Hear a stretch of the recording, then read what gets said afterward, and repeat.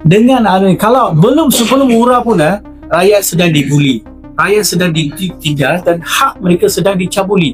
Terang-terang kita boleh nampak dalam isu kampung Sungai Baru dan baru-barunya kampung Jinjang dan ada satu kampung Jawa di Klang. Hak mereka sedang ditindas. Dan siapa yang bermaharajalela ialah pemaju. Pemaju sedang sebelum Ura mereka sedang bermaharajalela. Semuanya berpihak kepada mereka. Dari segi undang-undang saya tak tahu kenapa segelintir kaki tangan kerajaan berpihak kepada dalam isu kampung Sungai Baru. Kita dah tahu dah.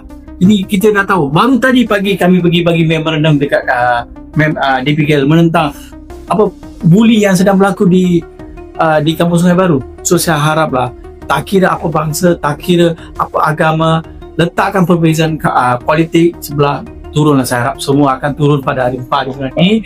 Kita menentang habis-habisan. Ini suara rakyat, suara keramat.